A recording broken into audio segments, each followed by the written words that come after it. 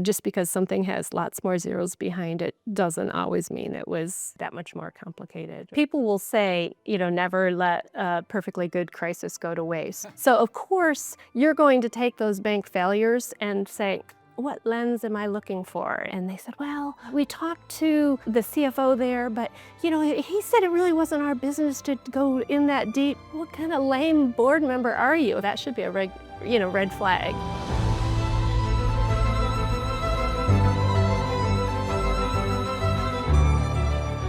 Welcome to the Deal Table. Today's guest is McNeill, a seasoned financial services executive, board member, and advisor with a track record of driving strategic transformation at institutions like JP Chase, Toyota Financial Savings Bank, and the U.S. Treasury. A former U.S. Air Force captain, Mara served at the Pentagon. With degrees from Georgetown, Harvard, and the U.S. Air Force Academy, she brings a wealth of expertise in leadership, strategy, and execution. We know you'll enjoy this episode. I started a community bank in Memphis, Tennessee, maybe 15 years ago, raised $25 million of capital. Our premise was that basically all of the locally owned banks had been bought by out-of-state banks, and so the decision-making was no longer local, and we created a community bank, and I served as chairman, and I, dealing with the regulatory environment and really understanding that a bank was sort of like a hedge fund that was leveraged. You basically are borrowing capital, leveraging your balance sheet, and then you have this spread, right, between what you loan and what you charge in interest, and you hope you don't lose enough to kill that spread, and that you don't take on the interest rate risk that your deposits and assets, aren't. So it was a great experience for me, and we grew from a de novo startup to $500 million, and but you took Toyota Financial Savings Bank from $1 billion to $6 billion, and I don't know what time period that was. A 4-year period. 4 years. So I'm curious about that. Tell me.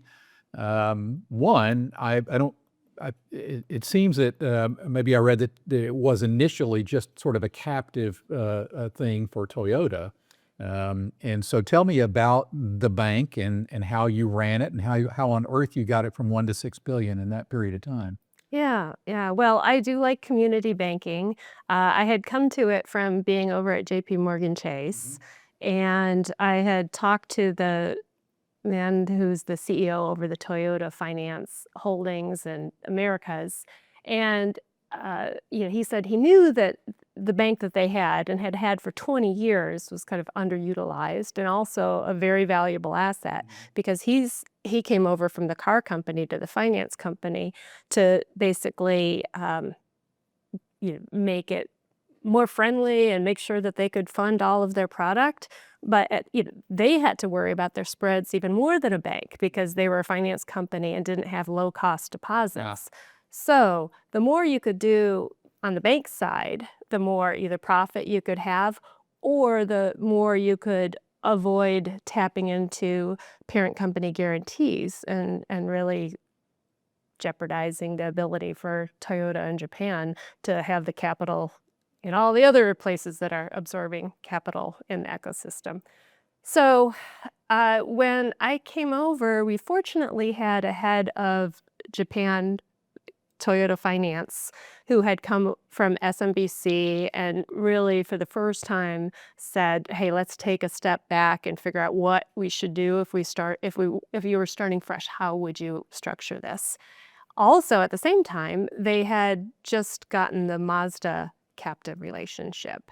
So those two things together came so that we could go from just funding dealers, personal mortgages, a little bit of commercial lending, and taking their deposits to thinking about doing that for Mazda dealers on the commercial side even more because not only could we do the real estate, we could also do the floor plan for a non-affiliate and also to do Mazda retail lending for their consumers. And we weren't able to do that for the internal Toyota products because of regulatory restrictions on funding your affiliate product. So there were a lot of things going on. I took over in May of 2020, so COVID had just started. I was the fourth CEO in 4 years. They had been bubbling around under $1 billion because they didn't kind of get permission to unlock this new strategy until then.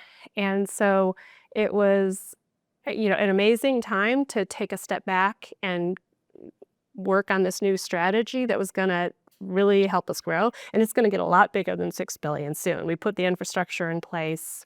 And so Godspeed to, I'll whisper 30 billion out there, but I'm no longer there. So I can't say that I have inside information, and they're not a public company anyhow. So, so we grew a lot of commercial lending. We grew more, just our core lending with our dealers on the mortgage side. And we grew in doing floor plan lending, which we hadn't done. I mean, those were the things that would be there and stay there. Another thing we did was, it was when our dealers were shut in May of 2020, and we were the only captive that actually could do the Paycheck Protection Program financing for our dealers.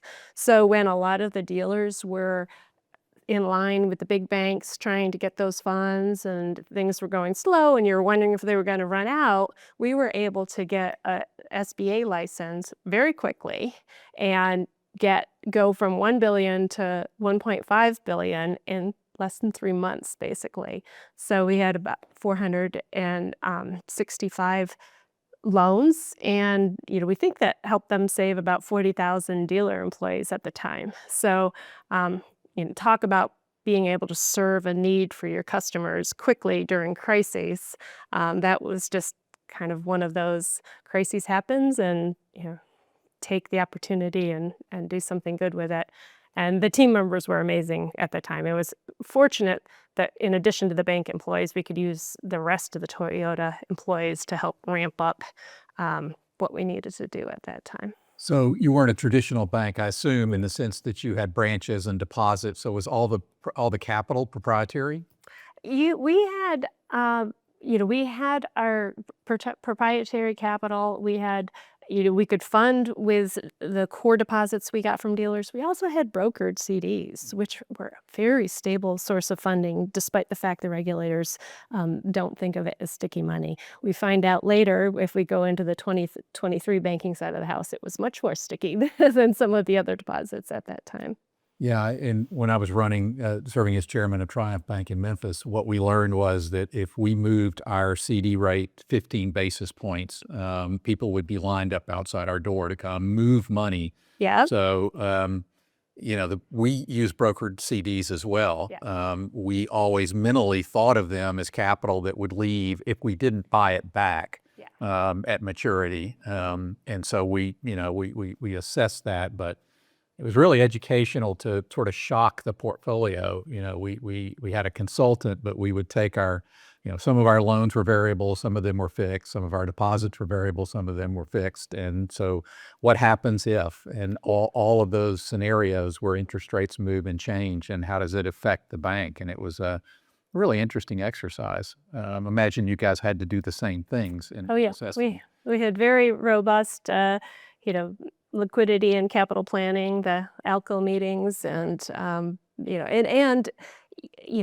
I like to say that Toyota has a nice, strong reputation on safe cars. Well, we weren't going to do anything that did anything but give them a strong reputation on banking. So, when it came down to having a whole bunch of extra deposits in 21 and 22, we didn't assume that those were going to stay with us the way that, especially the uninsured deposits portion of those deposits, the way a lot of banks did at the time when they went and put it in longer dated securities and then got stuck when people, came in for like Silicon Valley and Signature and others and were asking for their money back quicker than they expected. Yeah, so you sat in that seat and I sat in that seat, and you understand how compelling the risk management component is and understanding your assets and liabilities. and you've got the regulators scrutinizing you, coming in every X months to evaluate everything, and yet they're Silicon Valley Bank, and there are these dramatic failures that occur. Do you have an opinion on that? Yeah, I'll probably say this more than once in the podcast. People will say, never let a perfectly good crisis go to waste. So of course you're going to take those bank failures and say, what lens am I looking for? And so, some of the regulators that didn't get the capital requirements that they wanted in during TARP, like Michael Barr is not gonna be around much longer, or is already out, would say, oh, it's because we didn't ask them to have enough capital or this, that, or the other. Well, I don't think there's anything about the capital that really caused that. I don't think there's anything that you need another regulation on the books. I think if you look at, what the FDIC and the regulators were finding, if they had acted on it quicker and if boards were paying close attention quicker. I had even heard from somebody, I won't mention names, who was good friends with somebody on the Silicon Valley Bank, and they said, well, we talked to the CFO there, but he said it really wasn't our business to go in that deep. And I'm just thinking, what kind of lame board member are you? If you ask a question, you don't get an answer. That should be a red flag. So I don't have, sure, if all the dealers had come to us and asked for their money back, we couldn't have done anything about it either. But there's just a lot of folks that just weren't acting promptly on things that they could have seen. Right. Where does because your history and your experience in '08, and we had talked to somebody earlier about how when you deal with somebody with experience, it helps them in the future. Like, I didn't put 2 and 2 together about how growing from 1 to 6 billion during the COVID years. Like, where does the '08 crisis and your experience there and managing that fiasco come into play? Because you have to have immense leadership skills and fortitude just to be able to weather that storm, but not just weather a storm, but actually succeed and grow. Mm-hmm.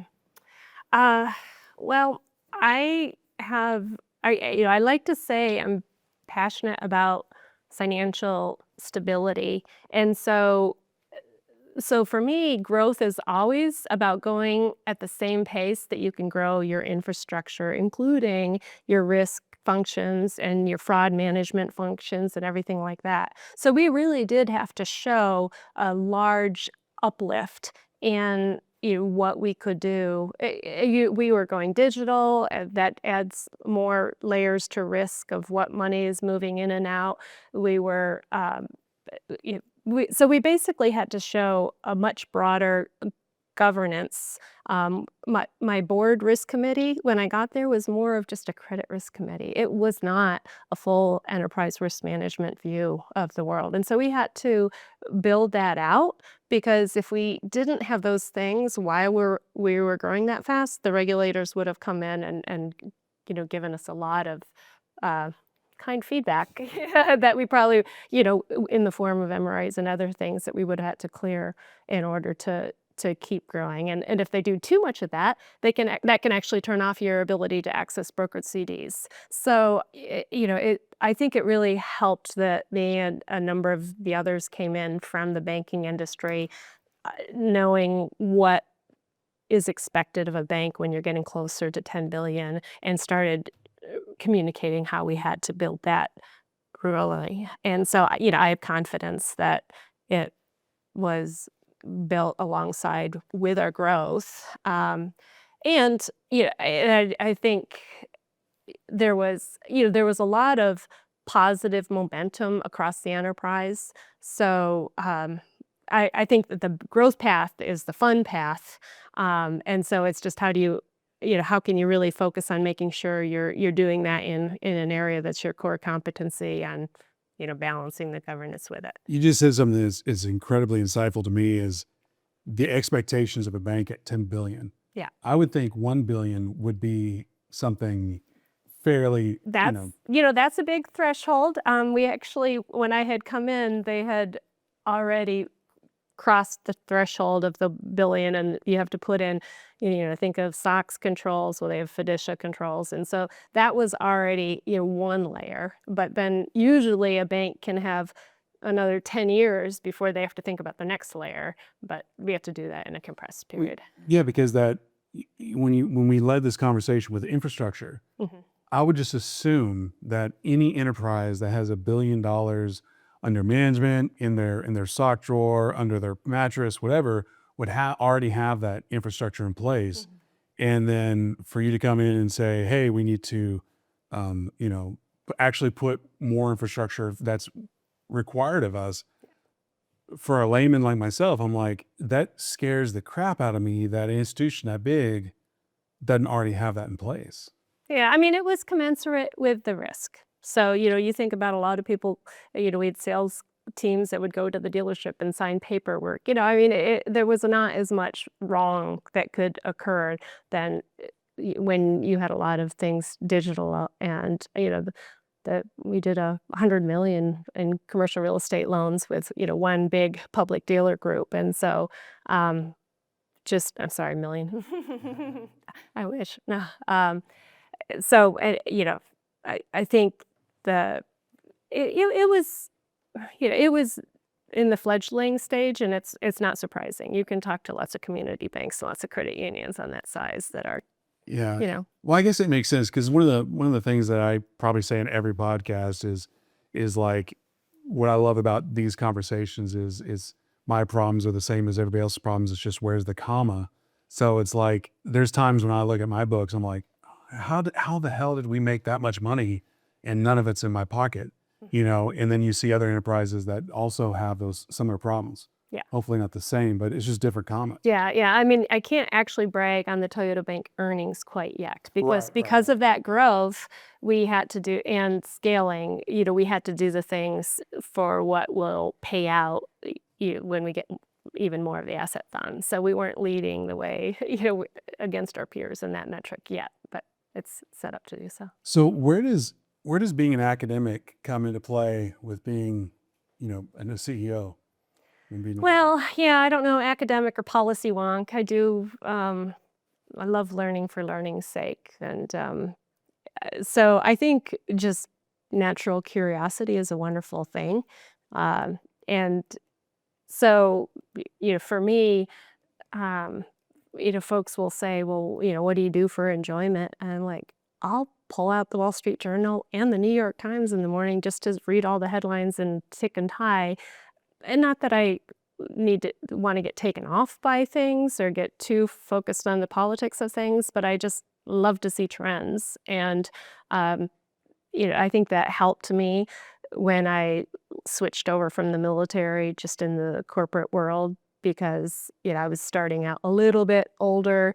So, just catching up on what deals were going on. And then it was really fun to be in the center of like a lot of the articles, during 2008, all the deal making that was going on, just in the Treasury and seeing how those stories actually get into the newspapers and through the back doors and everything like that. Yeah. For me, it's like a palate cleanser. Like we met at an event, the World Affairs Council, where Liz Truss was speaking, and it was just happenstance that we ran into each other. But like, I look at those events as like palate cleansers from whether it be because I'm obviously in school right now or building a business or whatever. So those events for me are opportunities just to learn. I mean, it's not like I can apply any of it. I'm not going to be the prime minister of the UK or yet. I don't know if that's even a It's possibility. unlikely. It's highly unlikely. Right. Never say never, but well, that's pretty never. Yeah. But it is a good palate cleanser. So I completely respect, learning for learning's sake. So you're an expert in fintech and technology within financial services, and I wonder what you think about the trends. I bank with a large national bank because I like to be able to go anywhere in the country and have a card, and they have great apps and where I can bank on my phone, and they closed the 2 branches that are closest to me where I live here in Dallas, and I suspect that's not the end of that. And my daughters, hardly children, in their 30s, they've never walked into a bank Yeah. branch, right? It's all done on their phone. And I started a community bank, and the whole thesis of a community bank was that we were going to touch our customers Yeah. and be warm and friendly, and they would want to bank with us because it's relationship banking. And I think that's, I don't know how long that is sustainable. Yeah, I mean, I think on the personal side, it's a little bit more difficult because you just think about anybody who can ask AI to get them the best deposit rates, and then the person who used to look at you and your peer down the street now has the matrix of everything in the country, and it doesn't matter much to them where they put it, except for the fact if you get the loyalty. So if you get the, small and mid-sized businesses that are in your communities that aren't really being served by the large nationals or even some of the regionals, you get a lot more loyalty. So at Toyota, it was easy to see the dealers who were all in. They weren't going to move their money if somebody gave them 15 more basis points at one point in time, because I know we'd also be lending it to them later and that our rates would be good. And, so I think, it's really important for all the smalls to have their niche and really make the most of that to be able to fight off the threats to the larger digital banking or fintechs. I mean, yeah, my kids will do the SoFis and things like that, just because it's easier and it's intuitive and they like the app. Well, I will just say it's virtually impossible for me to get a human being on the phone at a bank, particularly a large national bank. Yeah. I think by design, they want to push you to the app. Yeah. And because they don't want to have those branches on a corner where they're paying rent and they got human beings sitting at desk. And I get that. I just wonder how long that community bank model, that small bank, high touch can last in the world. I want to talk about JP Morgan Chase. You brokered a $6.9 billion student loan portfolio. And am I right? And that was another one. The decision to sell was already, on the minds of people, before I became the general counsel. But because of the regulatory overlay, you had to almost think of, who you're going to sell to from a diligence perspective, almost like you do with somebody that you were going to partner with for the next 10 years, because you could imagine either under the contracts or through regulatory consent orders or, anything, it could reach back in if you sold it to somebody else who, didn't have the right controls with this very vulnerable demographic of, of our society. So you had, I assume, a very small universe of prospective buyers. We did. It was a small universe. And so we literally had, the Nelnets and the Navients. And another thing, government was wanting to deflect the student loan problem. And so, they put a bullseye on the servicers, as if whether somebody could give you a mod was going to change the whole unaffordability of colleges. And so at that time, Navient was in the crosshairs, but they were clearly the best, bidder and servicer out there at the time. And so we had a lot of people who were nervous at JP Morgan Chase to sell to them because they knew the regulators would give us a lot of grief. And so I love the fact that, some of the best deal brokers, partners that I have are on the legal side or the risk side, because we literally had to go through and show, everything that they do with their servicing and how it's compliant, in a way that you wouldn't think that you should have to, but in order to sell the transaction and go forward with something that clearly we needed to do, because even though it was $6.9 billion then, it was going to be dwindling because we had stopped originations. And as anybody knows who has a dwindling portfolio, getting your outside servicers to continue to give you the same level of service when you're becoming less and less important is really difficult as well. So I'm curious about your opinion on student loan debt, given your experience with it there. Currently, the aggregate amount of student loan debt in the U.S. is $1.75 trillion, a staggering number. It's sort of in the same place that maybe the subprime debt was that torpedoed the U.S. economy in 08, 09. The default rate's been increasing, there's been government and political arguments about forgiving debt and not forgiving debt. It seems that it's unsustainable. It seems like it's a ticking time bomb. Am I just a nervous Nelly, or do you share that opinion? Well, yeah, I think of it as a problem, and I do think of, any large problem is needing, some adjustments to it over time. Um, but some of the broad brushes of, what government proposed are, hard to hard to say is the best path towards that end. I mean, of course, you talk about moral hazard. Now, somebody who worked the auto bailout during Treasury, talk about moral hazard, careful who's throwing the rocket glass houses. But so, I can't say that I have a policy being, solution, even though I love being a policy wonk for that one. Other than people trying to stay ahead of it and not expecting that, just if you think of people who are paying them back, always better to create the plan, assuming that they stay out there for the whole time rather than to play the odds and assume that it won't. When you refer to the moral hazard, the auto bailout and student loan, the moral hazard is that the government forgives debt to one group where another group has paid in, and it creates this conflict Yeah. that is a moral hazard. Why should they have their debt forgiven? I mean, I wonder if it wasn't all the Silicon Valley guys calling their congressmen about their uninsured deposits, if Silicon Valley Bank would have gotten bailed out so quick. Yeah. I think there's a lot of political behind that one. That wasn't a clear government step in and, fund all the uninsured deposits.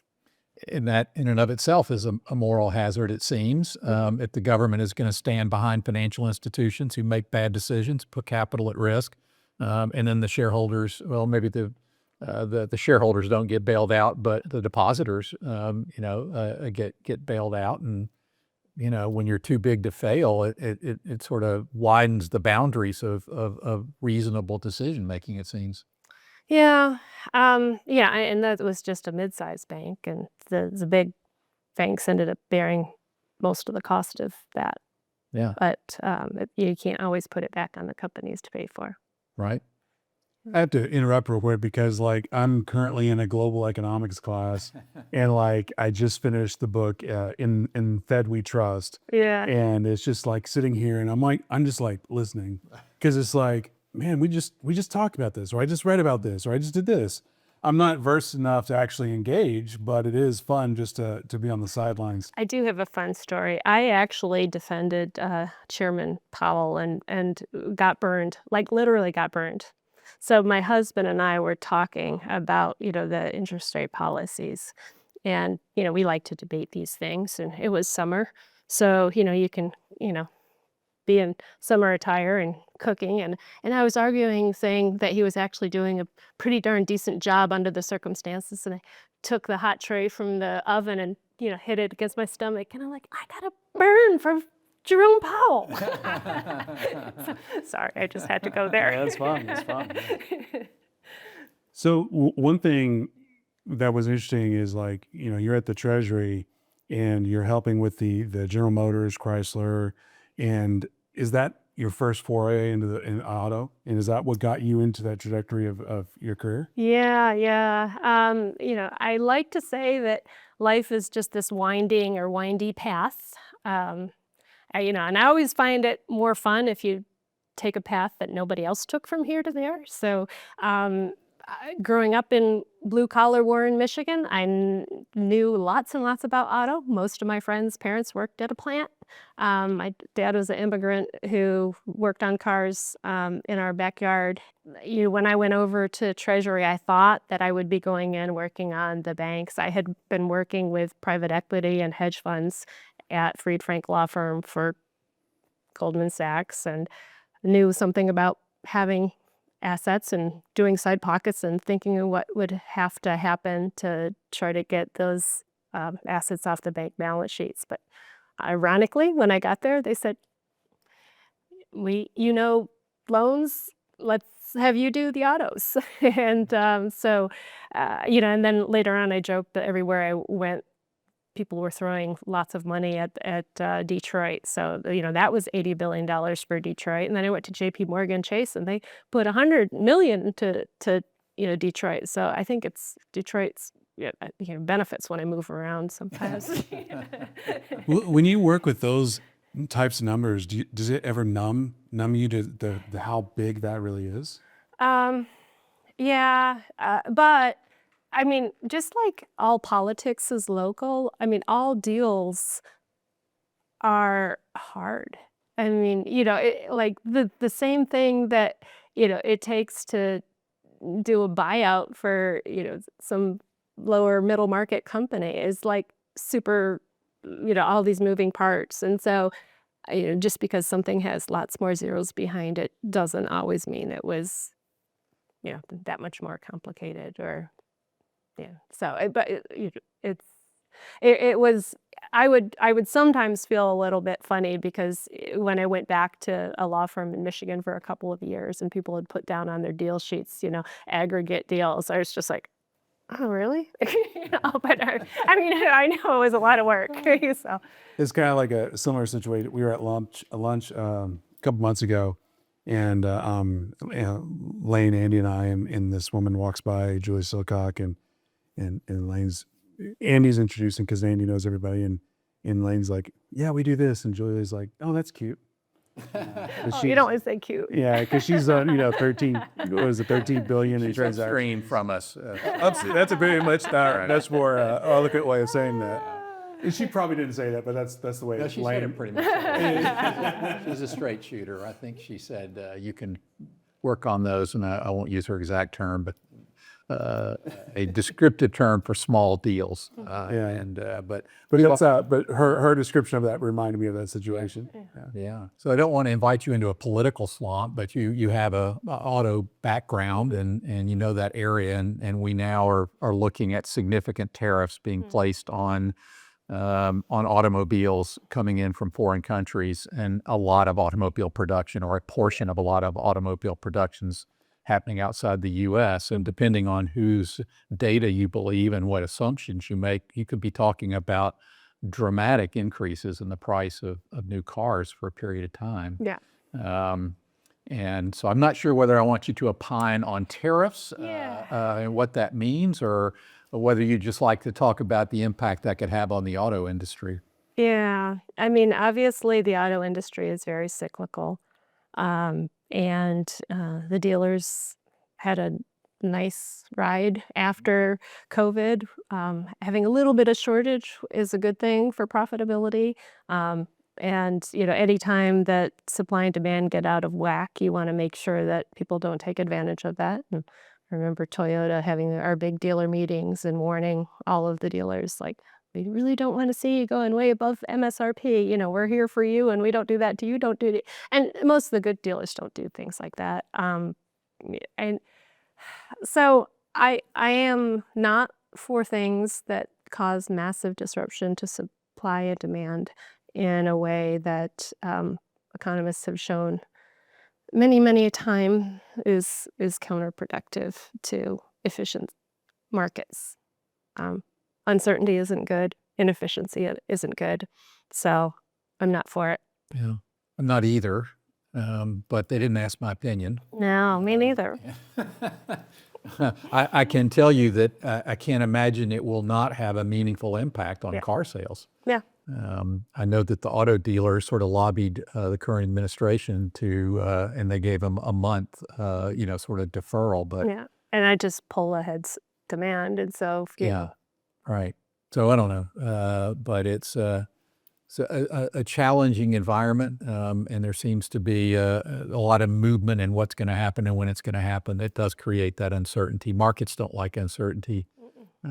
Business owners don't like uncertainty. I talked to a private equity group recently that said they had a deal, LOI, letter of intent, for the acquisition of a company, and they use steel in the manufacturing of their end product, and couldn't they couldn't make any determination what their cost of goods sold was going to be because there were so many variables, because the steel started over here and then went to Canada and then came to the U.S. And so multiple tariffs being placed upon it, the cost was going to go up so significantly, and it blew up the deal. And I'm starting to see M&A retreat because of that uncertainty. So I think legitimately transactions will not occur as a result of that. So I hope that we can transition through this period. Hope that there's a quicker resolution, whatever the intent of the administration is, what they're trying to gain out of this. I hope that there's some resolution sooner rather than later for the benefit of everyone. Yeah, I mean, speaking of policy things, when you get to foreign policy, my dad, I said, was an immigrant. He's from Latvia. And so, I went to see my Latvian family with my daughter this summer. She graduated UCLA and was before she went to work this fall. And, they knew that Trump was coming in office, and, they knew that he could open the door more for Russia to get more concessions from Ukraine. And, they were very nervous about it. Yeah. And so I have some Israeli friends who said they feel more safe. And I said, my Latvian and Baltic friends feel a lot less safe. And so, it's another complexity. Back in the Air Force, I actually got to go to northern Italy to work with NATO during the Bosnia air operations. And I came back and I was working at the Pentagon, and I, was wondering how this peace would get brokered. And I had this naive view at the time that, maybe if we let Russia in a little bit, that they could actually help. And I even wrote and got my op-ed in the Wall Street Journal, and I looked at it now, and I'm like, that is the stupidest idea to think they're going to be the ones who are breaking this up. And so I still, given the fact that they trod all over Latvia, and, my grandmother, who had to flee there pregnant with my dad, was stuck in a refugee camp for 5 years, and they killed him, and a number of her family members or sent them off to camps. I don't have a lot of trust in them, not just taking advantage of our brokering a truce for them. Tell me about your decision to go to the Air Force Academy and be an officer in the Air Force. You were, you're in high school. Yeah. What attracted you to the Air Force Academy? Well, originally I wanted to be a ballerina, but my dad told me, you are out of the house at 18 and you're completely on your own, so you'll probably be a starving ballerina. Does the Air Force have a ballerina team? We started a dance team when I was there. Fixes or it didn't happen. We did do that. So I started looking at college in Michigan, but then, I realized I could get loans for college, but I had nothing to live on either. So I told my guidance counselor that I was going to just enlist and get the GI Bill and then go to college. He said, you got great grades in the year in athletics and this, that, or the other, just go to an academy. And that's when I said, what's an academy? Oh.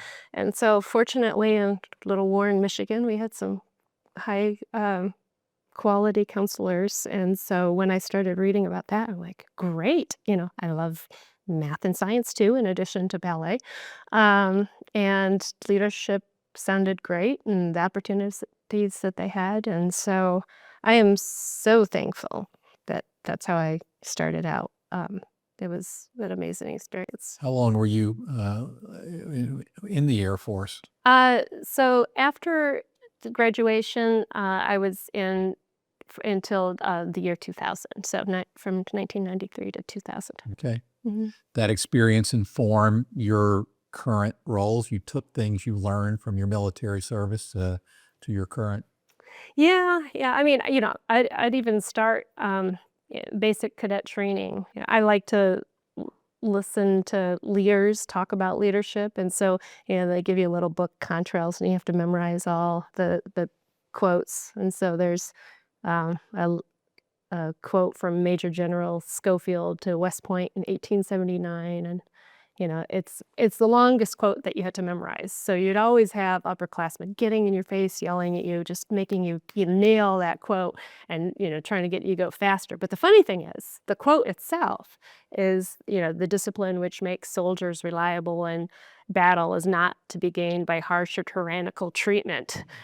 And basically While it you're says, being treated in a while harsh you're and being treated tyrannical that way. And at the end of it, I won't go through it all, but it basically is, it's basically the commander that doesn't have respect for the subordinates is not going to instill anything but lack of respect for them as well. And so I always took that. So I've heard from some people that discipline is is what you do when you're instruction and discipline are one area, but if you really can coach and teach, you can be more motivational. So when I got to be an upperclassman and was working basic training, I even got the nickname Ma Skirmance. My last name was Skirmance with my Latvian last name because I would be challenging them to go harder, but then I'd be like, no, and don't forget your sunscreen. Because I didn't want them all burnt and whiny later, and so, I think I've always taken there is an approach and there's, a way to do this leadership that looks like everybody else, but, I'm going to do what feels kind of best here. And so, I just spend a lot of time kind of, and I shouldn't bin people because people evolve over time. But, I'm just seeing what you like and what you want to replicate and what you don't. I had a slightly different reality because in Marine Corps boot camp, we learned the Rifleman Creed, which I don't know it by heart anymore, but it's the thing from Full Metal Jacket. Basically it's like, without my rifle, I'm useless. Without me, my rifle is useless. Yeah. And it's just like, but we would literally be in our racks every night and just say it.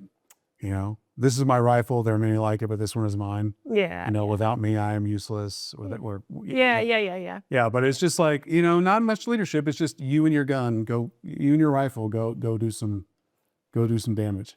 But they definitely teach you about the VUCA, the uncertainty and, ambiguity and fog of war. And so that's, something that I think got normalized for me in the military, that crisis is normal. And, so I like that now. Transition intelligence is probably one of the most important areas of intelligence, I think. And the military, I think, was really I'm good glad at you brought that up that. because I was reading about that and I wasn't sure what you meant by that. So Yeah. I would love to dig into transition intelligence. Yeah. Lots of people will talk, obviously, IQ and EQ on the social intelligence. I've heard there's a woman, Dana Zohar, that did SQ, spiritual intelligence, and she doesn't just mean for people who have a particular religion, but just a deeper, something that you pull from yourself that's deeper. And I've been just focused in a little bit more in different reading on transition intelligence. So I say I'm on my third career. I might be on the verge of a fourth, depending on what my next is. And I think, and I always knew, in the military, they had this view of, home is where the Air Force sends you, and when you get somewhere, you have to get up the learning curve as quickly as possible, and when you leave, you got to make sure everybody is, ready, so that anybody who was under you that maybe is taking over for you is ready, and so there's a grace about feeling like wherever you are, you're just there as a steward, and that you're going to get smart fast and you're going to help people, and your job is to make yourself go away. And so I do think that there's just a freedom in thinking that way rather than in empire building and, figuring out, you hear founders that hold on to things or stay too long because they've kind of outlived whatever their original goals were. So, yeah, I think that being able to remake yourself and move in a lot of different environments will be more and more important. So when you say your job is to make yourself go away, can you just dig into that? So I'm very much like, we all have a purpose and we all have an identity and we all bring that to a certain place. And a lot of times I've gone to a place and I think, oh, it was so I can make these things happen for the business. But then I really realized it was about the relationships at the time. And yeah, I feel more pride about like what changed in my heart or what changed in their heart or and knowing that that's the eternal thing that would happen in that. So for me, like, there's this element of being there to be, the mortar between bricks, but if nobody ever put the name Mara on a brick, it doesn't matter. You were there to be the mortar for the building that was going on, and that purpose, whether it was people having character built or someplace that is going to grow capital and reinvest it in a lot of good purposes is the important thing, more so than anybody whose name was in any of the C-suite at a given point in time. One thing I wanted to chat about, because I would I would say that you're probably like a fintech expert or a leader of that world. But one thing that blows my mind is the velocity of change in that sector. So how do you stay ahead of it, or is it even possible? And do you just pick one little lane, or do you keep a wide spectrum of? Yeah, my only lanes that right now have been in banking and auto in that area, which are kind of wide lanes. But and so I think there are a lot of people who put out helpful communications, like in the auto area. There's a banks report, and Cliff does this autovate, and so I got to go to that in the fall and speak at that with some others and just talk to other entrepreneurs in that area and investors in that area that may have started with one or two and now have this nice platform company, and they're seeing all this scale happen. DAS is one of the auto companies that does that, and then there's folks just on the smaller funds side growing. So I think it's reading and talking to people who are doing the communications, doing the services, doing the investing in the area to just see what's going on and try to be useful to the sector. Tell us about Skylinks. Well, Skylinks is, interestingly, it's owned by a disabled veteran. My husband is actually, he had a detached retina in the Air Force. Not very disabled, but when you go out, they check everything. They're like, well, you qualify. So he was using it for FAA, doing his contracting through that firm to the FAA, and now he's in with a different company. So I've flipped, and it employed both of my kids for a period of time while he was doing some of that. And now it's just me. So doing some of the consulting and speaking and coaching for in auto and banking. And your clients are banks, some of them? Yeah, I mean, just right now I've got just a couple of small ones because I've been when we were talking about preferment, so I spent a little bit of time between my Toyota and then ramping this up. So Got it. One thing we haven't talked about yet is Harvard Kennedy School. Yeah. In policy and the politics side of things. Because like the going from Air Force Academy, and then obviously being an officer, and then going to Harvard, politics, that makes sense to me. But then going from the politics world to auto, that's a little different. But coming from the Treasury and knowing the history, that makes sense. So like you were talking about that your weave of going in and out of like when you zoom out, it makes sense. But what do you like most about that phase of your life in the either not Harvard specifically, but the politics side of your career? Yeah, well, I liked it because of like learning with super brilliant people. So, I had a strong interest in math and kind of graduated top of my class in ops research. And when I went to the Kennedy School, I got to do a course with Richard Zeckhauser, who's one of the preeminent scholars on decision analysis. And I got to go over to MIT to do, it wasn't Peter Singh, but it was one of his proteges who was doing systems dynamics. And so, there were so many things where I had learned linear programming at the academy, but when I was there, I could see just a whole realm of different tools that people use, whether it was negotiations or supply chain planning, um, and then just seeing how you could get case studies. It was a much broader platform for doing in-depth case studies than we had at the academy, which was more, strictly math and sciences. And so the classmates that I had at the Kennedy School just brought a nice, diversity of thought, and I really enjoyed it. So you just said something that kind of blows my mind because when I think politics, I think relationships, I think kissing babies, I think shaking hands. Yeah. But that strong math and analytics side of it, I mean, it's obvious when you say it and when you hear it, but like Not all of them took that part of the courses. Because I knew a lot of different, and they'd have a curriculum for the MPPs where everybody had to get a dabbling in it.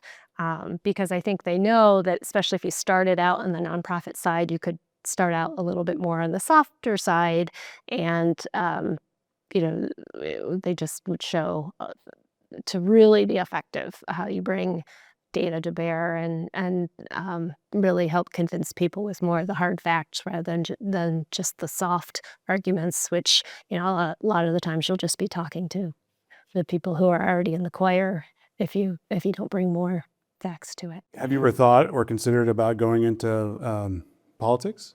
I'm not a good enough schmoozer.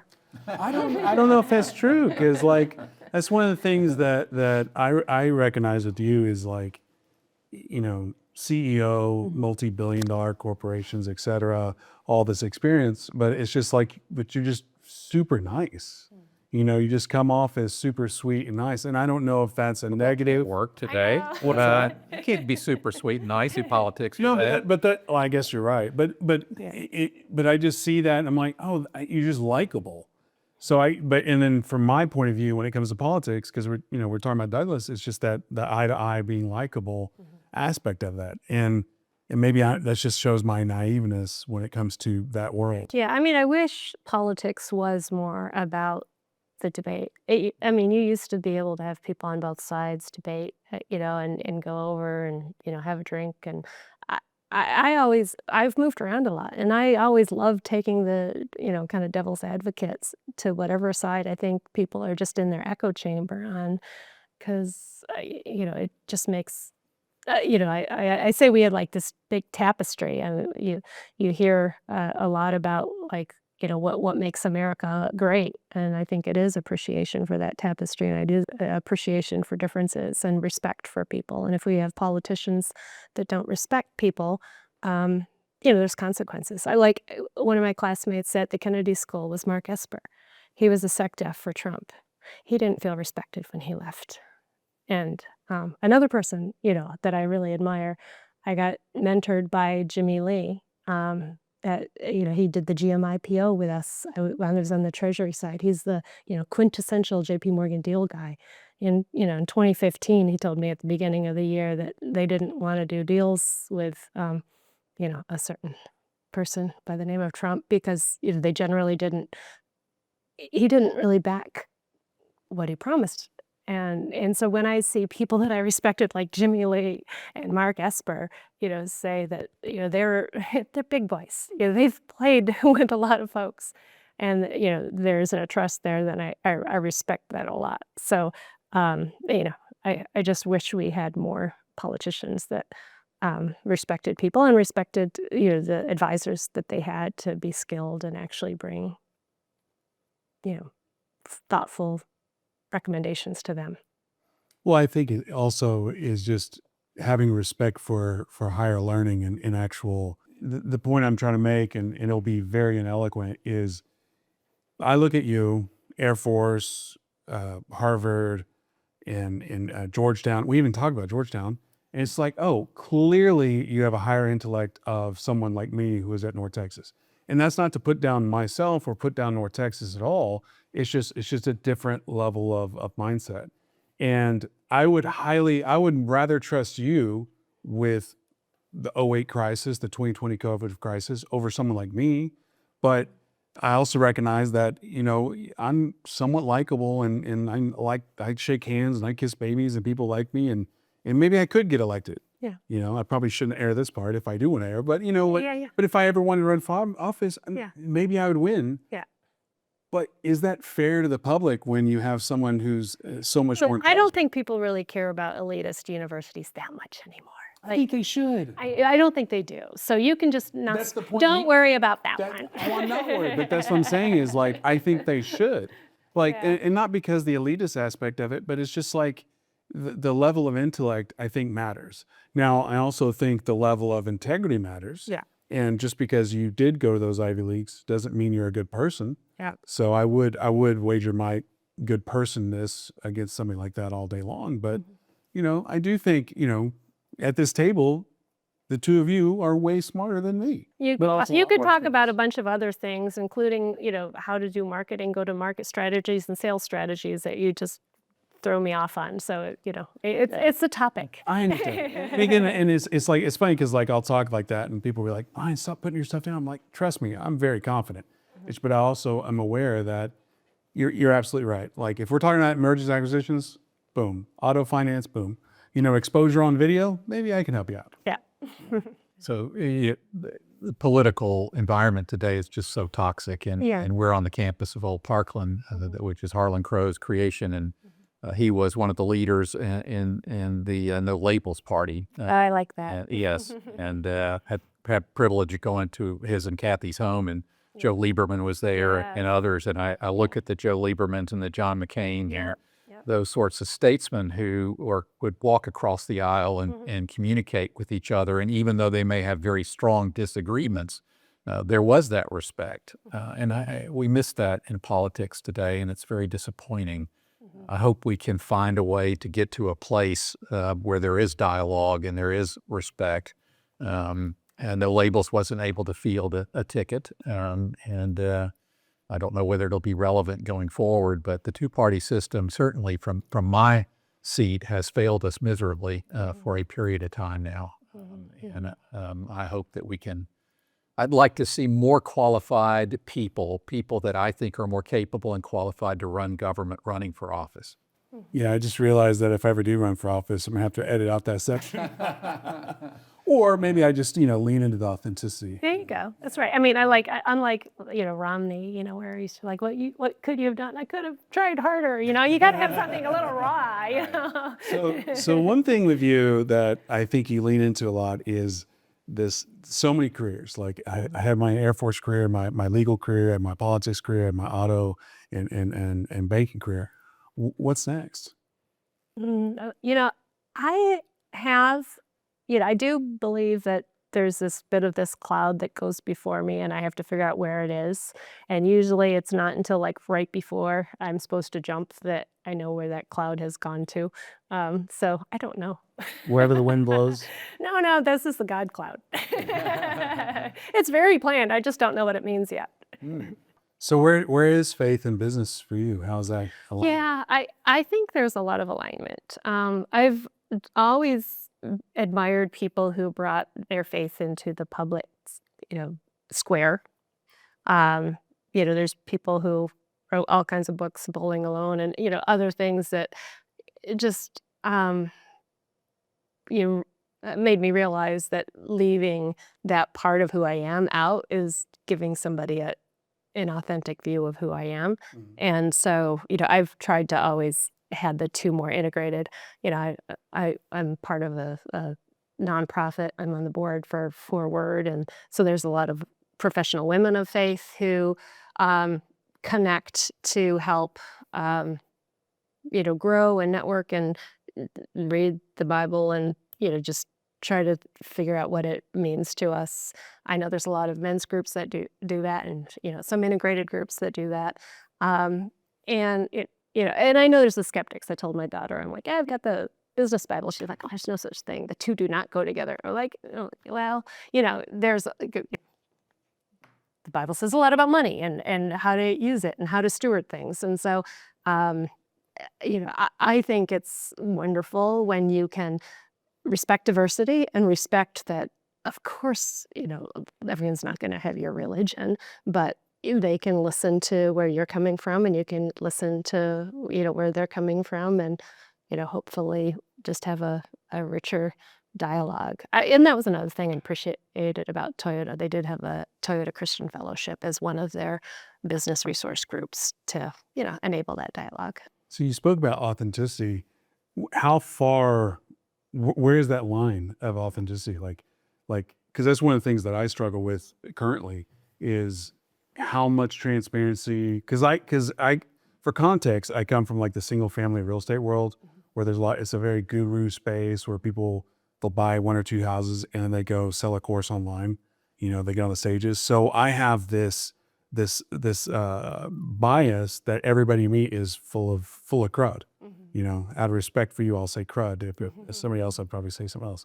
But so I'm always like, I lead with that where it's like, and I'm never disrespectful, but like, you're not going to impress me. But because of that, I'm overly like transparent. Like, and almost the point where people think like, Ryan, are you okay? I'm like, no, I'm just being me. Yeah. But I've recently learned it's like, hey, you can be authentic without sharing too much. So it's like, where's the line for you when it comes to being strategically confident and strategically authentic? If you understand what I'm doing. Yeah. I think I haven't had too many people counsel me to share less. But I do think, I've had political consequences for sharing too much. Interestingly, my first mentor when I was at a law firm, like we would do things, and his wife was like, gosh, I don't think I've ever met like a smart Republican Christian in my life. I'm like, oh, I know you all think that, but you said that, and it kind of hurts. But I mean, just there's a lot of kind of background noise to assuming somebody's short-sighted if they're just a lot, different from you. But the opposite is like T. Duckett, who's the head of TIA, and she was, my boss at JP Morgan. She would come into any town hall and list like all kinds of things and have everybody like, starts, or stand up when you have something that you share with her, and you realize, and she did it because, she'd probably have a bunch of people who'd be like, oh, this black female executive, I don't have anything common with her. And everyone's standing, after like 5 things she mentions. And so, I think I don't know. I like to know more things, and I'm not really usually turned off if it's something I don't connect with. But if it's something that's more real to you and I do connect with it, we're going to hit it off that much faster. So why not share? Yeah, for me, it's if we're talking about politics, we're talking about religion, we're talking about everything. It's you have this giant bucket, which is yourself. And if you're going to let less than 1% of your personality like affect somebody else, or 1% of somebody else's personality affect you, like that says more about you than them, at least in my mentality. Because I think you're absolutely right. Like whether it doesn't matter what religion you are, or as long as you're a good person, like some of the best people I ever met when I lived overseas in Dubai and Doha, and obviously it's a Muslim country. And I think perspective matters of getting in a different location and seeing other people and how they live and whatnot. Now, they have their problems as well, but as far as the individual person, I think good people shines through versus, maybe not so good people. Well, I'd like to get into, as we get towards the end here, strategic transformations in complex financial institutions. That's something that was listed in your bio. For the less educated, that's like several really complex words next to each other. Like, let's dig into that. Like, what does that mean for you? So not in consulting, but one thing I did when I was at JP Morgan was, we got brought in when they were looking to take what was kind of run like a subsidiary little finance company, auto finance, and bring it into the larger enterprise and think about, what you could do when you take all the consumer functions and you put them together and you say, if I was going to create this from scratch, what would it look like? And so, there can be a lot of questions of, where can you see synergies? Where can you create a common group to, do a function that can cover multiple products? And that's for a larger organization. Some of the, low-hanging fruit from if, maybe you had a number of acquisitions and you haven't done that type of, work to rethink. I mean, a lot of times when you're doing those, you're planning to do some of those efficiencies, but really kind of getting down to the nuts and bolts of those type of efforts are one thing. Other ones are, I would say,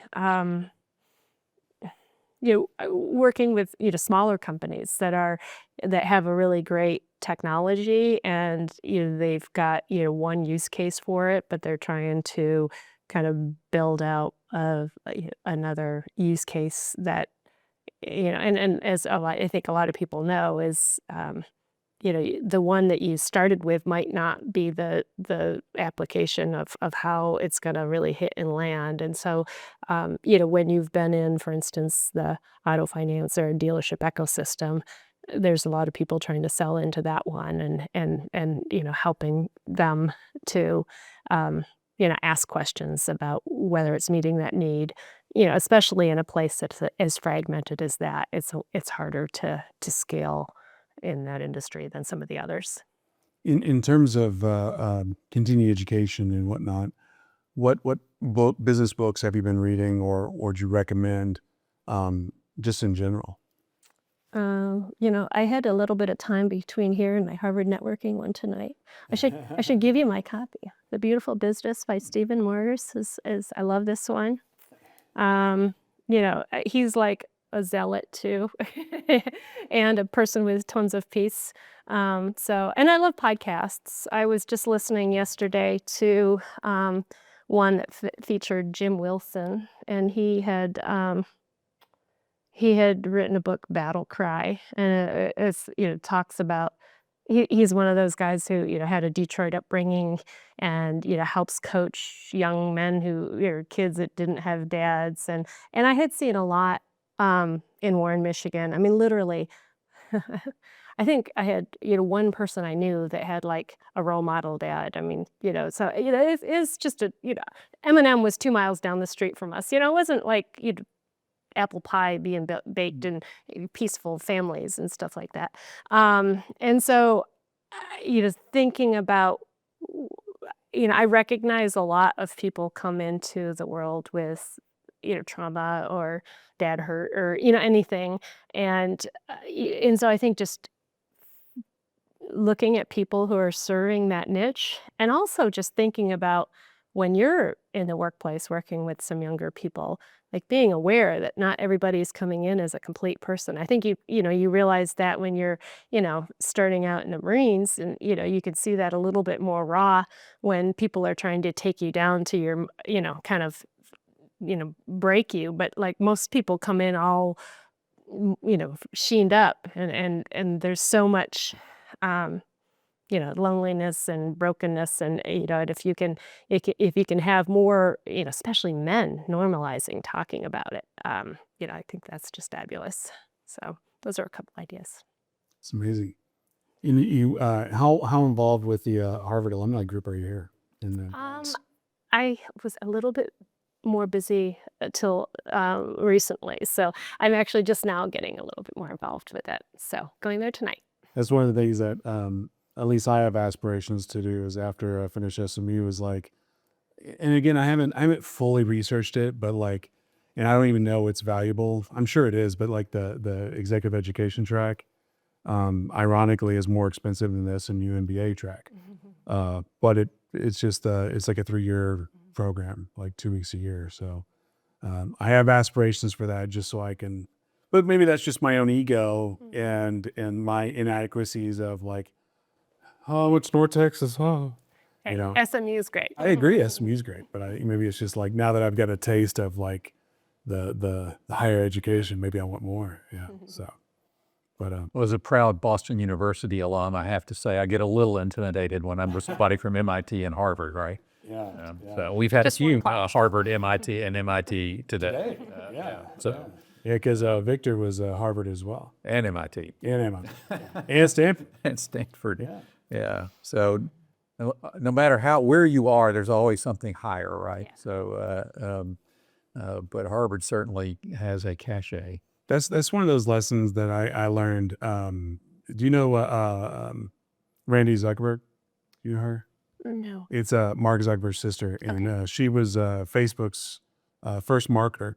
And I was in her mastermind in 2019, and so like once a month, flying up to New York, and she said something that out of the whole experience of being in her mastermind, this is the one thing that stuck the most is like when she was talking about imposter syndrome, and I'm like, okay, here's this lady who's got more money than everybody I've ever known put together, and she suffers from imposter syndrome.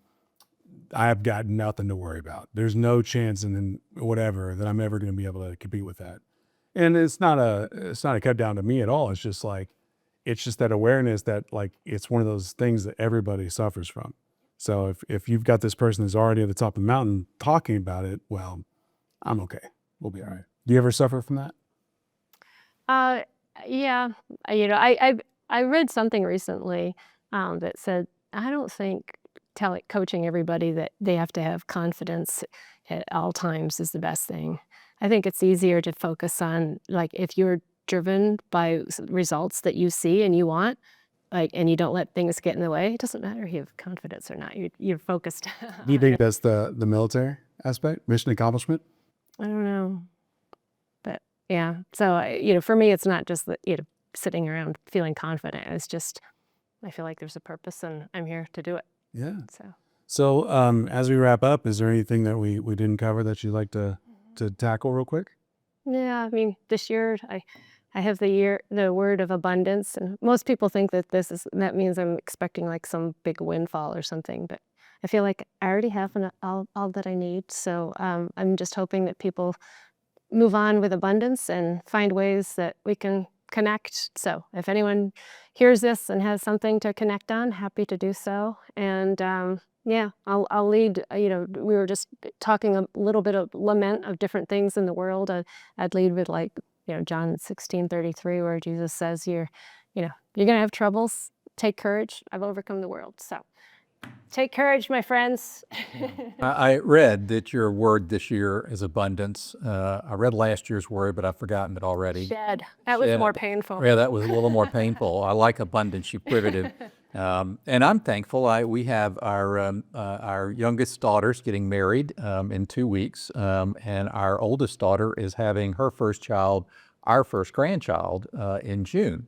So abundance. I'm getting a son-in-law that I love, a grandchild. Yeah. What an exciting period of time. Yeah, my son got married in our house the day after Christmas to our wonderful daughter-in-law, and they just moved back. They drove here yesterday, and so he starts at Santander Bank on Monday. Nice. And it's nice to be in proximity to your family. And that's why we're in Dallas. We moved to Dallas because we have a daughter here and a daughter in Denver, and we were living several states away. And it brings great joy to us to be in proximity to our children. Yeah, we get to go visit my daughter Micah in Montana with So she's in a beautiful place, a little further away. Yeah.